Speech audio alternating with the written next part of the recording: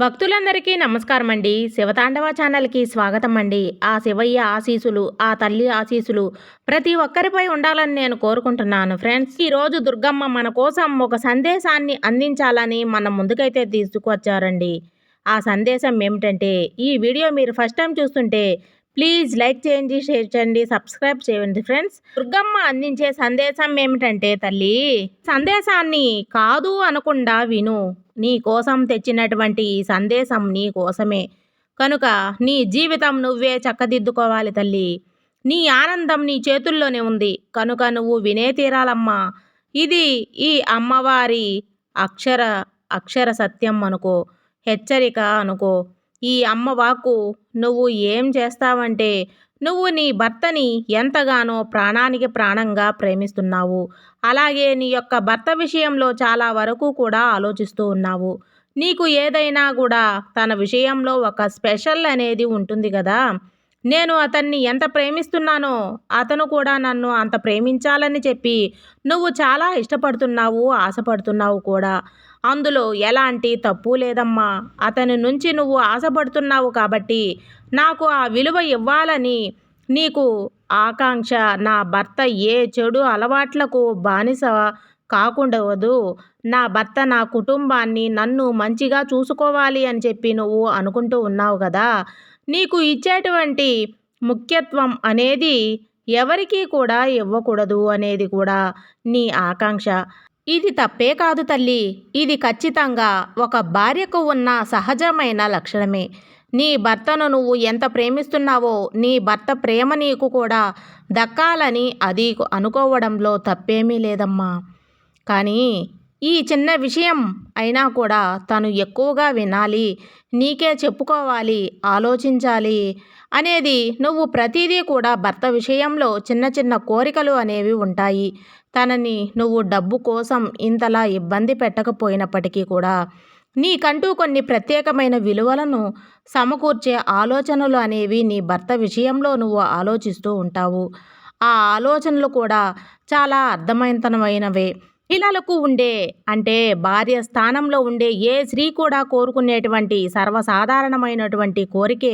కాకపోతే ఏదైనా నీ జీవితంలో ఏదైతే జరుగుతుందో, నువ్వు ఆలోచించే ఆలోచనలకు వ్యతిరేకంగా జరుగుతుంది అంటే, నువ్వు ఏది కోరుకుంటావో అది తప్ప, నువ్వు ఏది వద్దనుకుంటావో అదే ఖచ్చితంగా నీ జీవితంలో జరుగుతుంటూ వస్తుంది తల్లి.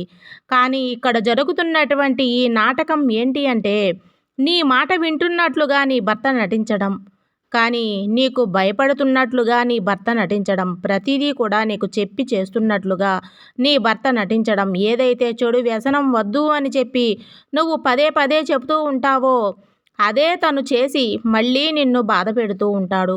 చేయలేదు అని చెప్తూ ఉంటాడు. అలానే నీ పట్ల కాస్త జాగ్రత్త అనేది, ఏదైతే నువ్వు ఉండాలి అని కోరుకుంటున్నావో ఆ జాగ్రత్త అనేది తక్కువగా తీసుకోవడం, ఇవన్నీ కూడా నీకు రహస్యమైనటువంటి విషయాలే తల్లి. ఇవి ఎవరికీ కూడా తెలియవు. కానీ నువ్వు భావించేటువంటి రహస్యమైనటువంటి విషయాలు అయితే ఇవన్నీ కూడా ఉన్నాయమ్మా. నాకు ఎలా తెలుసు అంటే, ఈ దుర్గమ్మ తల్లికి తెలియకుండా ఎలా ఉంటుంది చెప్పు? నువ్వు నా భక్తురాలివి.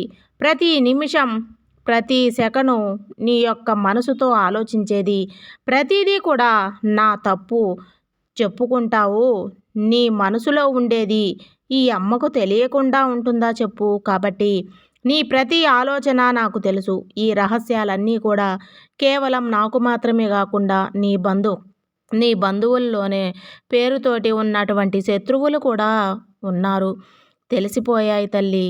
ఎందుకంటే నీకు పడని వారు చెప్పి నీకు నువ్వుగా భావిస్తున్నప్పుడు ఎప్పటికీ కూడా తనను మాత్రం నీ యొక్క శ్రేయోభిలాషులే అని, రక్త సంబంధీకులు అని, నీ శ్రేయస్సును కోరుకునేవారే అని, మంచి కోరేవారు అని చెప్పి భావిస్తూ ఉన్నారు.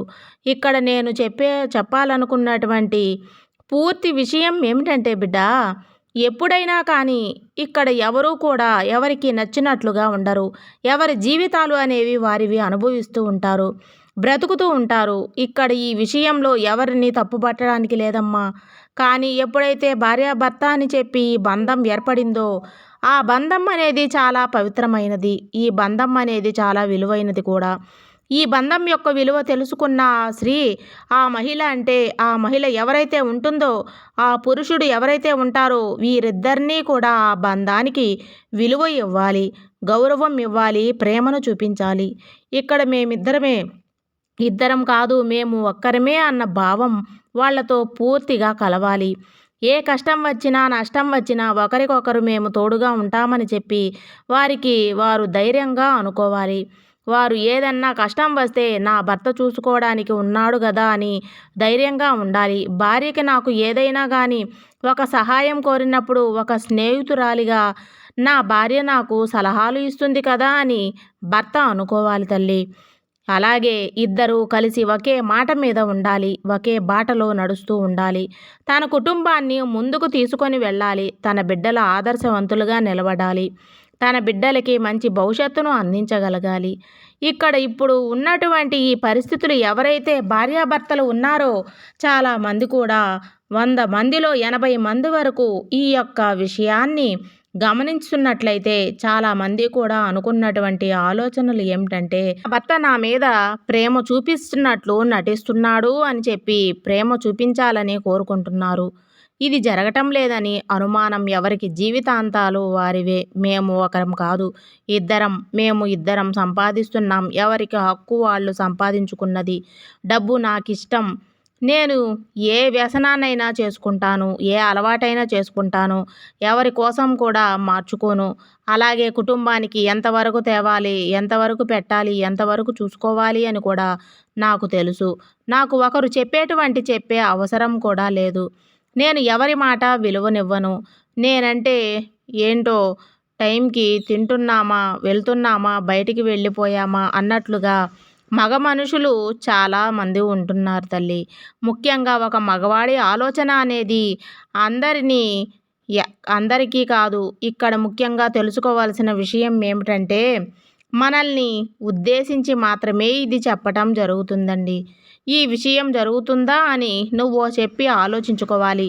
ఎందుకంటే గనుక భార్యాభర్తలు అంటే ఎప్పుడైనా సరే ఒక మాట మీద నడవాలి కదా! ఈ మాట మీదే ఉండాలి. ఇక్కడ ఇద్దరిని విడిచిపొమ్మని చెప్పటం లేదు. ఇదండి దుర్గమ్మ సందేశం. సర్వేజన సుఖినో భవంతు.